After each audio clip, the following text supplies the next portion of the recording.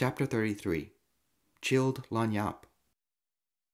Tante Estelle had plastic curtains. She lived in an unpainted clapboard house on a gravel road on the northern edge of Ville-Platte. I was in my early teens before I realized Estelle was her given name and not Titel, which is how Mama said it, and furthermore, that she wasn't actually Mama's tante. Estelle was in fact the elder sister of Dejean, Mama's long-gone husband, my papa, who had suffered a heart attack and died before I started the first grade. Ville-Platte, a little prairie town where French was still the dominant language well into the 1980s, Main Street had 4 traffic lights and nothing moved very fast, except chickens on Mardi Gras morning, was full of tantes and oncles, mostly belonging to nieces and nephews who lived in larger towns and cities that had more to offer. For every tante in Mama's social circle there was an oncle, dead or alive, to match. Couples were often called tante and oncle, regardless of whether they had any actual nieces or nephews. When other kids were trying to outgrow their grandparents, I genuinely looked forward to passer la vie with Mama, especially in the summers, when I could take her up on an offer to come pass a big week with me, by which she meant a full week plus an extra weekend. Part of the attraction was being taken for rides in her black 1952 Bel Air, a big rounded car with stiff vinyl seats and windshield wipers that, moving out of sync and in imposing directions, feverishly waved away the frequent summer rains. The Bel Air, which by then had survived nearly 2 decades gently lumbering around Ville-Platte, took us to the public pool or to Chico State Park, or most often to drop in on any one of the people in her life who might have been home at the time. As was the custom, no advance warning or express invitation was required.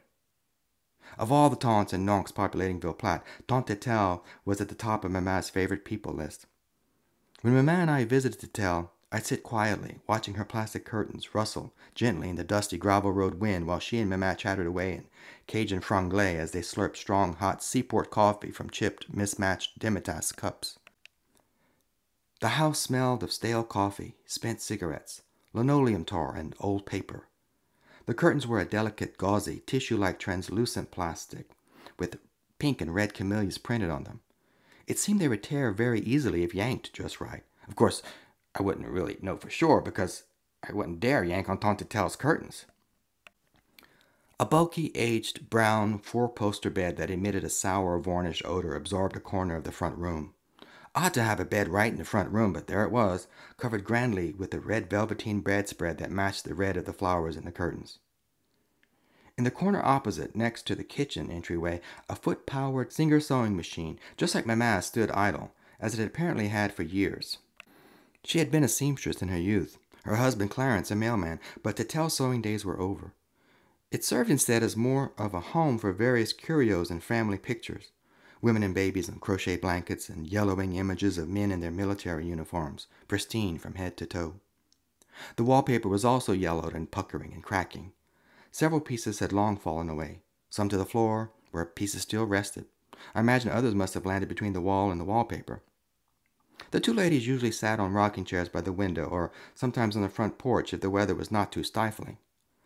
Tante Tell's thick, wispy, blue-gray hairs shot out of her head, going in all directions, like porcupine quills. She wore loose-fitting, sleeveless house dresses that fell a few inches below her knees. In all the years I was privileged to visit her with Mama, I never once saw her wearing shoes. Maybe it was because her big, corroded feet were too hard to shoe. Gnarled toenails, protruding bunions.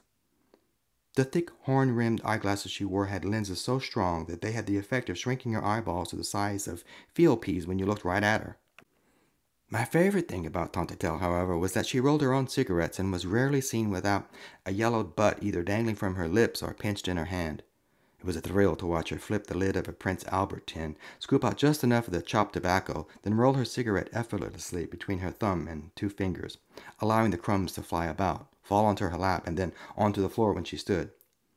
In a few seconds she licked the gummed edge of the rolling paper, scratched a match, and begun puffing anew, without missing her place in the conversation.